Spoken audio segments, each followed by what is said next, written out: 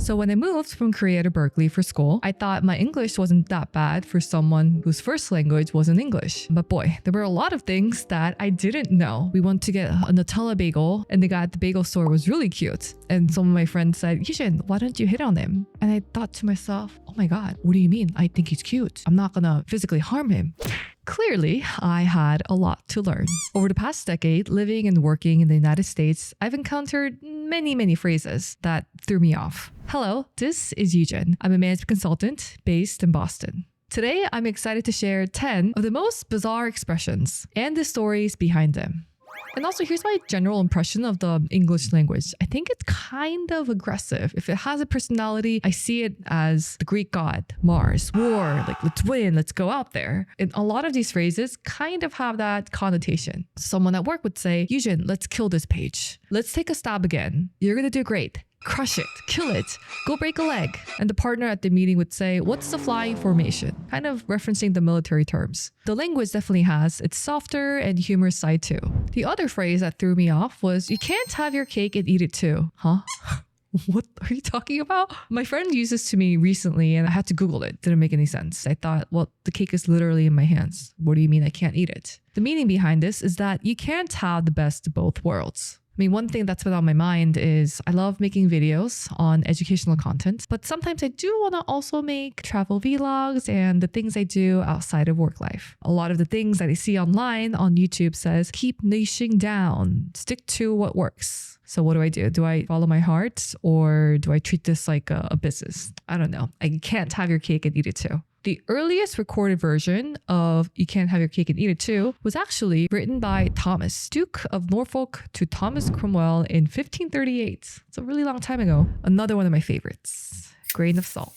If you hear of a gossip, you should take that with a grain of salt. That is, use a little bit of your judgment before fully taking the word as it is. And did you know that this was actually from ancient Rome? It was first used by Pliny the Elder in 77 AD in his book Natural History. He was actually a really prolific writer and wrote over 75 books. And this phrase came from volume 37. So he was telling a story of Pompey discovering a recipe for an antidote to poison, which included, among many other things, salt. The antidote was supposed to be effective if taken with a grain of salt, in Latin, addito salis grano. But over time, this phrase came to suggest that you should be a little bit skeptical and don't take everything at face value.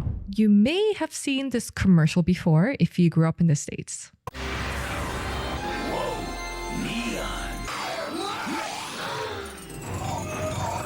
neon. Kool-Aid. I'm more of like a Capri Sun girl. But in any case, you might think there's nothing wrong with this sugary, red, bright drink. But there's a story to this. Nowadays, this phrase is used to someone who blindly embraces a group or trend without questioning it. This phrase actually has an unfortunate history. On November 18, 1978, more than 800 members of the People's Temple movement died in a mass massacre suicide that involved a fruit-flavored beverage laced with cyanide and other drugs. It was led by a cult leader, Jim Jones, and this event is considered one of the deadliest non-natural catastrophe in the history of America. So when you decide to do something that's difficult or unpleasant, in English we use the term bite the bullet. And there's also a story behind that too. According to one theory, the wounded soldiers on the battlefield had to go through surgery without painkillers. They were given something solid to bite down, and sometimes that happened to be a bullet, which prevented them from crying out in pain or biting into their tongues. Another origin story for this phrase comes from a book written in 1796, a classical dictionary of the vulgar tongue. The English lexicographer, I'm not even sure if I'm pronouncing this right, lexicographer, okay. Francis Gross mentioned soldiers who would chew a bullet while being whipped. Now let's think outside of the box and try this puzzle. There are 9 dots. And now without lifting your finger or your pencil, try connecting all of these dots with just 4 lines. I actually saw this quiz in my elementary school before, so give it a shot if you haven't.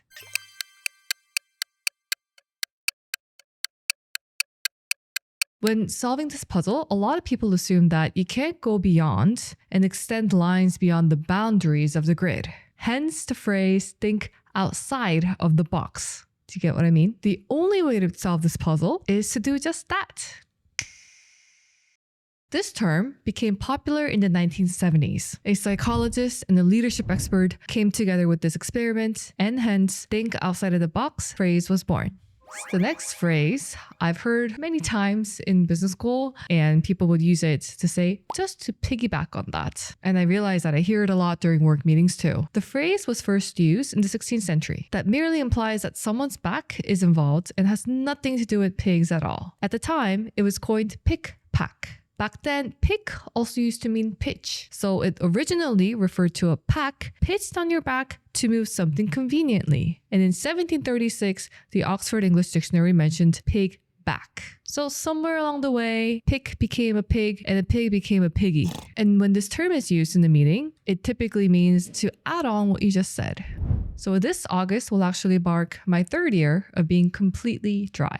And what do I mean by that? I've been not drinking alcohol and sober for the past 3 years. And the term dry was popularized in the United States during the Prohibition era. If you know a little bit about US history, in January 1920, the 19th Amendment to the US Constitution made the manufacture, sale, or transportation of intoxication liquors illegal. This was the start of the period known as the Prohibition era. It ended in December 5th, 1933, so almost 14 years. But a lot of the words that started back then still live now, including the word speakeasy. As someone who doesn't drink anymore, I would have thought that the Prohibition era is kind of my thing. I'm not being judged, I'm just following the law. The word dry can be used as a noun to reference someone who is opposed to the sale of liquor. So the prohibition agents were sometimes referred to as the dry agents. And as an adjective, it describes a place where alcohol is not served. Now, the next phrase is something that my coworker taught me recently. So the phrase, cut the cheese, means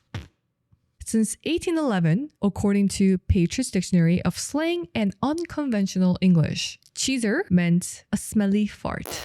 What's funny about this one is that fart can be used in many different usage in other languages too. Que pedo. Pedo is fart.